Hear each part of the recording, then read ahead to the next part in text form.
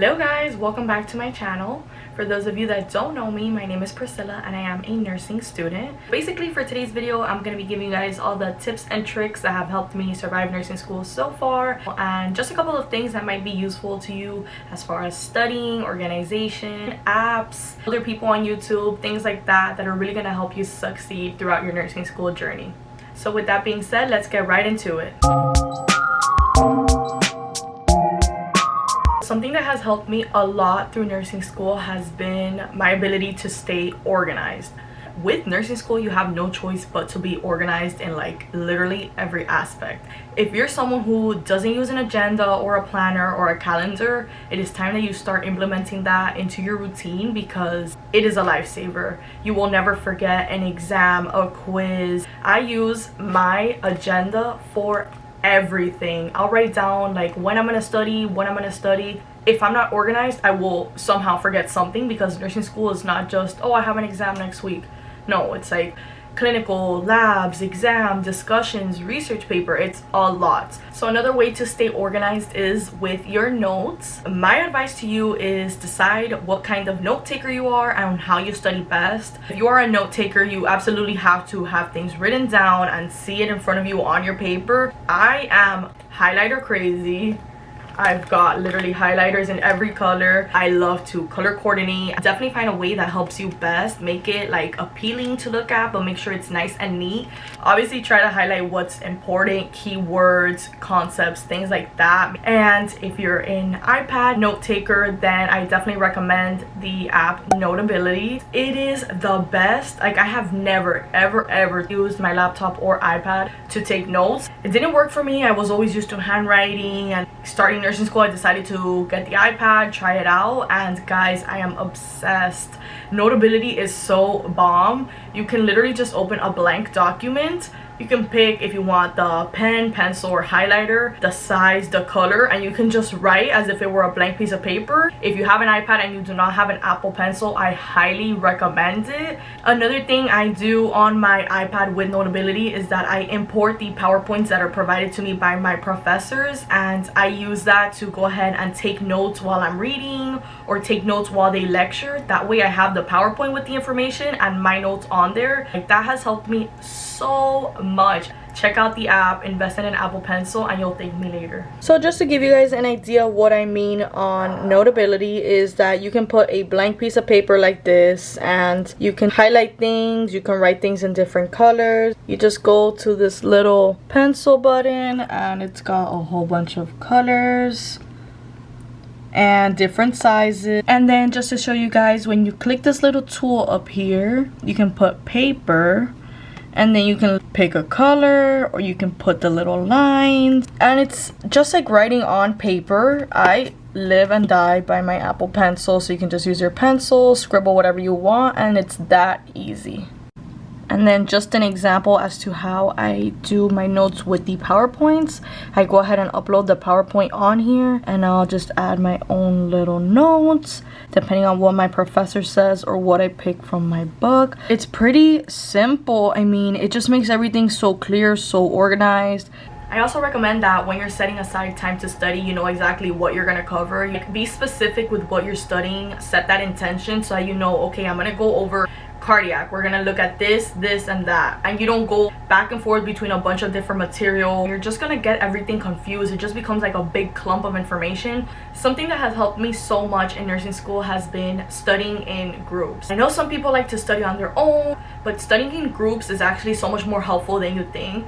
When you're going over something, you may have understood it one way, but your classmate may have understood it a different way. You guys talking and exchanging information, you can kind of see where there's like misunderstanding or where something went wrong, and you actually end up maybe learning a lot more or helping someone out. What you guys can do is kind of like a teach back method. You guys can quiz each other. What my friends and I have done before has been kind of like a nursing Jeopardy. You can either make your own or find it online. Not only is it fun, but you're actually learning it in like a very interactive way. So I know with quarantine it's a little bit complicated with study groups. Maybe you can't go to your school's library or Starbucks, whatever coffee shop, but thanks to Zoom you can definitely set up a Zoom meeting and add all your friends in there and just study over Zoom. Test each other, quiz each other, make flashcards. The best part is that you guys are holding each other accountable. So if you're not putting in the work and your friends are all putting in the work, they're gonna be like, hey girl, we need to pass this class together. Let's study and let's pass this exam. For those of you that are already doing your clinical rotations or are maybe starting your clinical rotations, you know that this is a lot more important than it may seem. This is basically you stepping into a nursing facility or a hospital and getting that hands-on experience, interacting with other nurses. This is crucial. Some of the stuff that they ask you to do may seem like busy work or may not be exactly what you want to be doing, but all of this is practice and things you're going to be doing in your career. Don't be lazy, do not complain, and don't half-ass the work that you need to do. Take this serious because this is basically preparing you for your everyday life.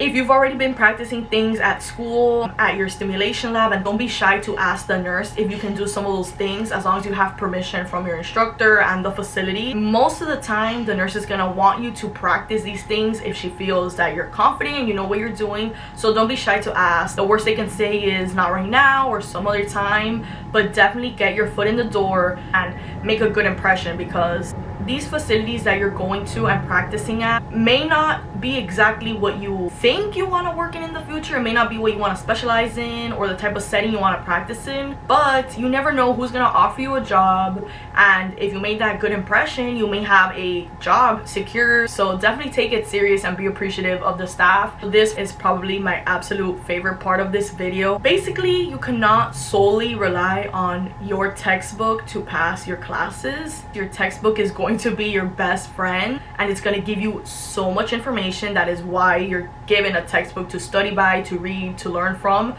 But sometimes what you're reading in the textbook can be a little bit unclear. It could be very detailed or actually sometimes very vague. So what I do is I go to my other resources. The main person that I go to, who's literally like my bonus professor, is Nurse Sarah. She's registered nurse RN. She has her own website full of practice quizzes, information, like so many things on her website. I don't know how she does it. She is a boss.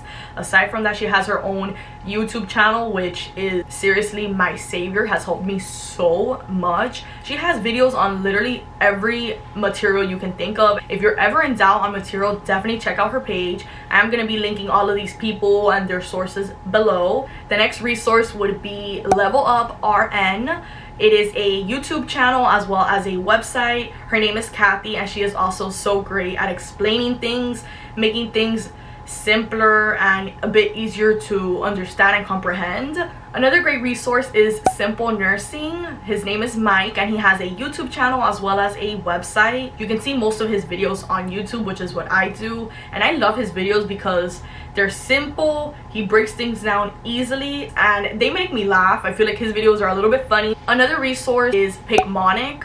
That is an app. You do have to pay for it, but it's not expensive. It's just such a good way to learn if you're a visual learner, because it literally gives you scenarios and pictures. It's almost like reading a storybook, honestly, because it's full of pictures. So for example, one that I remember right off the top of my head is tachycardia. So it's literally a card, it's like those playing cards, and it had a thumbtack on it, so it was like tachycardia. They're a little corny, but they help you remember. They're actually really good. If you're someone who's a visual learner and you like little funny punny things like that, definitely check it out. Someone I follow on Instagram that has amazing resources, her @name is Your Nursing Educator. Her name is Barbara. Not only is her page super aesthetically pleasing, it just looks so nice and it has so much information for being an Instagram page.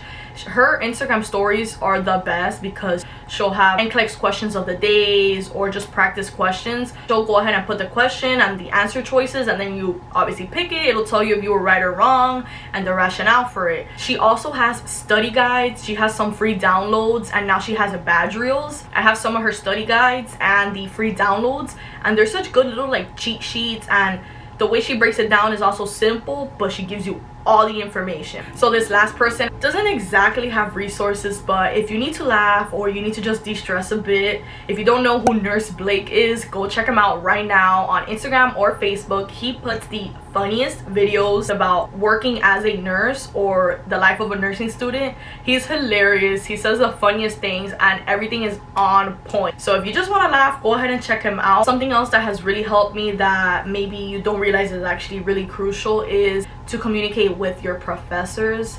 If you're struggling, if you're not understanding something, get in contact with your professor, ask for help, ask for resources, see if you have a tutor on campus, someone that can help you understand the material whenever your teacher may not be available. Get the help you need, because when it comes time to your final exams and you're crushing to get that passing grade, it can be really stressful, and trust me, you do not want to go through that. One last thing I want to mention that I think some people just like don't even pay mind to it is that as stressful as nursing school is, you need to give yourself time to relax and unwind just a little bit. I know hearing those words is probably making you cringe because you're like, relax? How? Like, how do you have time to film YouTube? How do you have time to do this? You need to separate time. Like, we all have the same amount of hours in a day. Give yourself time to study, set all that time aside, focus on your studies, but also give yourself an hour a day to do something that makes you happy. Whether it's watching an hour of Netflix, reading a book, going to the gym, getting a workout in, to incorporate that into your schedule. Otherwise, you're gonna have a nursing breakdown and you're gonna have burnout before you even become a nurse. This is crucial. I see so many students like literally pulling their hairs out because they're so stressed. Like, you have to give yourself time to de-stress and listen to your body. So just a quick recap on all of the little tips and tricks that have helped me survive nursing school and hopefully will help you is: 1, be organized when it comes to your agenda, your calendar, and your note-taking. 2, ask for help when needed. 3, study with a group or with friends. 4, use additional resources aside from your textbooks.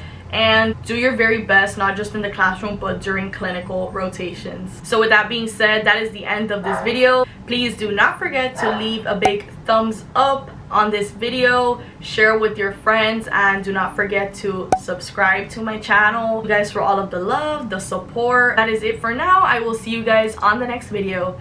Bye guys.